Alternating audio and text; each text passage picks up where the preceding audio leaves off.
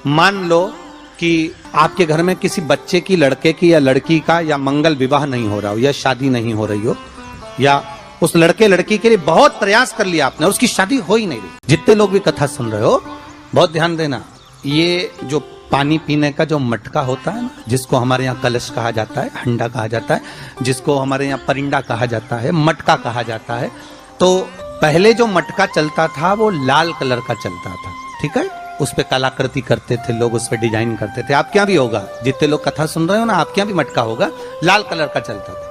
अभी अभी जो मटका चल रहा है ना, उसका कलर चेंज कर दिया। कौन सा कलर का हो गया? वो काले कलर का बेचने लगे।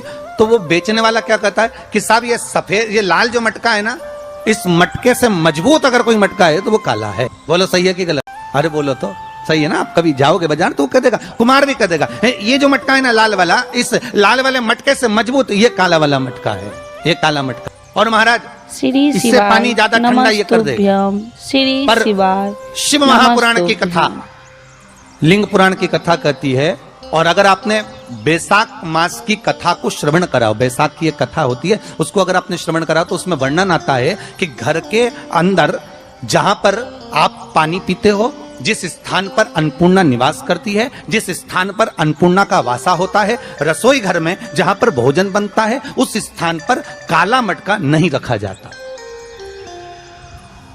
काला हंडा घर, काला मटका उस स्थान पर नहीं रखते। पर आज फैशन के हिसाब से, अरे साहब वो ये मटका थोड़ा कम ठंडा पानी देगा तो ये मटका ज्यादा ठंडा पानी देगा, तो उसको काले मटके को रखें। पर हमारा शास्त्र कहता है काला मटका लोग रखते कहाँ थे? पहले जो शास्त्र रीति थी, उस काले मटके को रखते थे जब मकान बनता था, जब प्रॉपर्टी बनती थी, जब जमीन बनती थी, जब जायदाद बनती थी, संपदा बनती थी, तो उस स्थान पर उस काले मटके को केवल नजरोटे के लिए, केवल हाय के लिए, केवल नजर के लिए रखा जाता। श्री शिवाय नमस्तुभ्यं। उसको लोग लेना पसंद नहीं करते।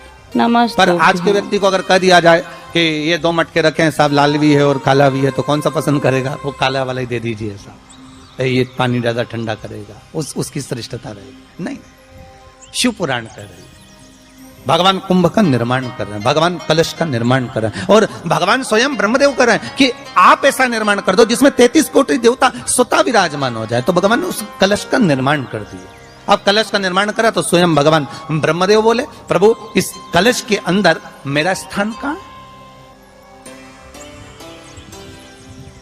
मेरा स्थान कहां? बहुत ध्यान देना महाराज, कलश का जो मुख होता है, उस मुख पर भगवान विष्णु का स्थान होता है। किसका स्थान है? भगवान विष्णु का। थोड़ा सा नीचे आओगे, जहां से कलश का मुख दबा हुआ होता है, वह जगह भगवान स्वयं शिव की होती है। किसकी जगह है? भगवान शंकर। कलश का अग्रभाग, नीचे का भाग जहां से फैला हुआ होता है, वहां ब्रह्मा का आधिपत्य स्थापित होता है।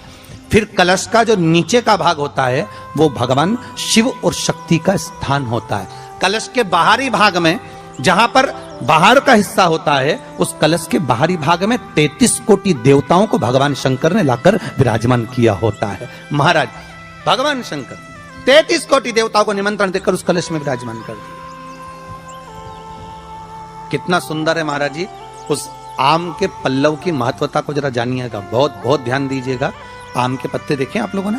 अरे बोलो जम के तो बोलो, देखें। उसका प्रयोग कभी आप लोगों ने करा? आम के पत्ते का कभी प्रयोग कर कर देखिएगा। अभी तो नवरात्रि चल रही है, नवरात्रे में जब 5वां दिन नवरात्रे का रहे, चैत्री नवरात्रे का 5वां दिन रहे, और मान लो कि आपके घर में किसी बच्चे की, लड़के की या लड़की का या मंगल विवाह नहीं हो रहा हो या शादी नहीं हो रही हो, या उस लड़के लड़की के लिए बहुत प्रयास कर लिया आपने, उसकी शादी हो ही नहीं रही, अथक प्रयास आपने कर लिया और उसका मंगल विवाह नहीं हो रहा, तो ये देवी भागवत में स्पष्ट कहा गया, देवी भागवत में वर्णन किया गया, देवी भागवत में वर्णित किया गया। और देवी भागवत में कहा गया कि आम का जो पत्ते होते हैं, आम का जो पत्ता होता है, आम का जो पल्लव होता है, उस आम के पत्ते पर हल्दी और सिंदूर, इन दोनों से स्वस्तिक का निर्माण किया जाए। देवी भागवत का संवाद है, बहुत ध्यान देना महाराज। जिन कन्याओं का विवाह ना हो पंचमी के दिन, नवरात्रे की कोई सी भी पंचमी, मतलब जो पंचमी तिथि पड़ेगी, कोई भी नवरात्र हो, चाहे वो 4 नवरात्र में से चाहे वो पौष का हो, अश्विन का हो, चैत्र का हो, आषाढ़ का हो, किसी भी नवरात्रि में आप कर सकते हैं। एक पान के पत्ते पर, एक ही पत्ते पर जो 2 स्वस्तिक बनेंगे, एक हल्दी का बनेगा, एक सिंदूर का बनेगा।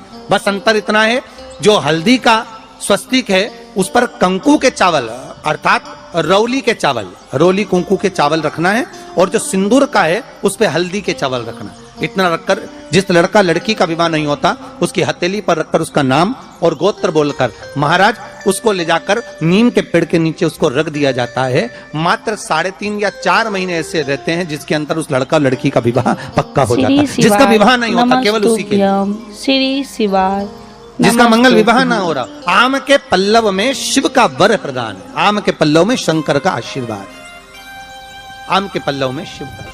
भगवान भूत भावन भूतेश्वर मेरे शिव, मेरे करुणा सागर मेरे शंकर, मेरे त्रिकालदर्शी मेरे कैलाशी मेरे भोलेनाथ स्वतः कह रहे हैं, अरे रति तुम रोती क्यों है, तुम्हारे रोने का कारण क्या है? प्रभु मेरे पति के साथ ये आम का पेड़ भी जलकर भस्म हुआ।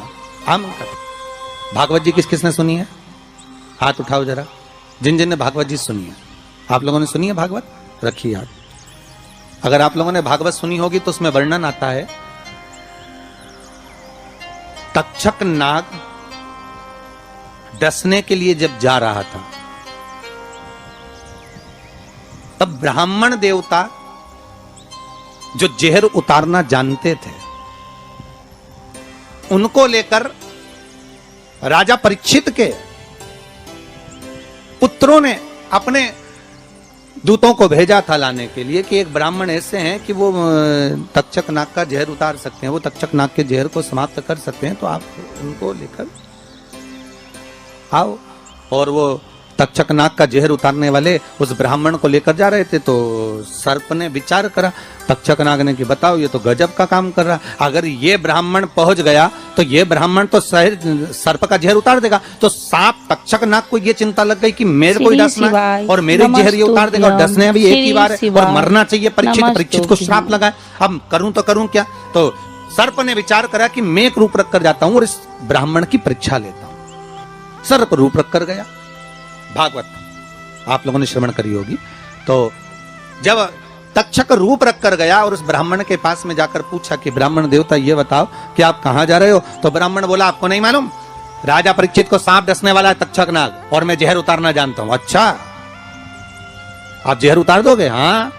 तो किस लिए जा रहे हो? जहर उतारने के लिए। तो जहर उतारने क्यों जा रहे हो? तो कहा राजा है राजा, जब राजा का जहर उतारेंगे तो मुद्रा भी कितनी मिलेगी आपको मालूम नहीं है क्या? अच्छा ब्राह्मण देवता इसलिए जा रहे हो? हाँ। पर उसको तो किसी संत ने श्राप दिया। अरे तो श्राप संत ने दिया है, हम ब्राह्मण हैं, हमारा कर्म है किसी को बचाना, तो हम तो बचाएंगे। अच्छा आप में इतनी सामर्थ्यता है कि आप तक्षक नाग का जहर उतार दो? अरे तक्षक नाग आकर अगर मेरे सामने खड़ा हो जाए और किसी को डस ले तो यह पक्का है कि मैं जहर उतार सकता हूं। अच्छा तो इतने में तक्षक नाग सामने बिल्कुल प्रकट हो गया और तक्षक नाग प्रकट होकर बोला बता ब्राह्मण किसको डसूं मैं? ब्राह्मण ने कह दिया तुम्हारी मर्जी पड़े उसको डसो। सामने एक पेड़ था, उस पेड़ को ब्राह्मण ने उस तक्षक नाग ने डस लिया। अब तक्षक नाग ने उस पेड़ को डसा और डसने के बाद में वो पेड़ पूरा जल गया, पूरा जल गया। अब पेड़ तो जल गया पर ब्राह्मण जो था जिसको परीक्षा देना थी वो ब्राह्मण को यह नहीं मालूम था कि इस पेड़ पर एक संत बैठकर साधना कर रहा था, तपस्या कर रहा था। और जब वो पेड़ जला तो वो संत भी नमस्तुभ्यम, संत भी जल गया।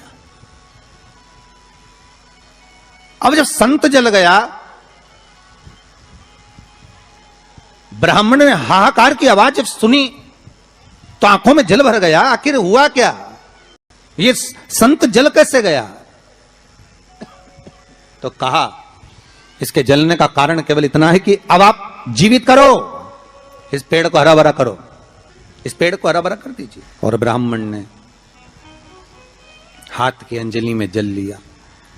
हाथ की अंजलि में जल लेकर ब्राह्मण उस जल को पेड़ के ऊपर छीट रहे थे तो सबसे पहले ब्राह्मण ने यह मन में सोचा कि भोलेनाथ शंभु त्रिकालदर्शी है कैलाशी, कृपा ऐसी करना कि सबसे पहले जो पेड़ पर जो संत बैठा था वो जीवित होना चाहिए। जो वृक्ष पर संत बैठा है वो जीवित होना चाहिए।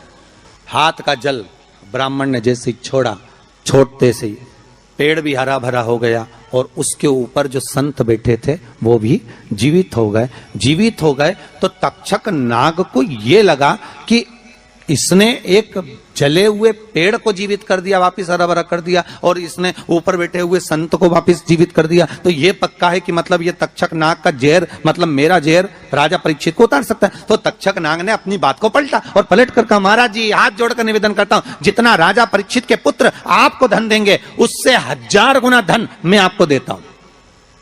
ब्राह्मण ने कहा ठीक है, अगर दक्षिणा से बड़ी दक्षिणा हमको एक ही जगह पर मिल रही है तो फिर हमें जाने की जरूरत क्या। ब्राह्मण ने दक्षिणा ली, वापिस मुड़ गया, वापिस मुड़ गया। अब ईमानदारी से बोलो,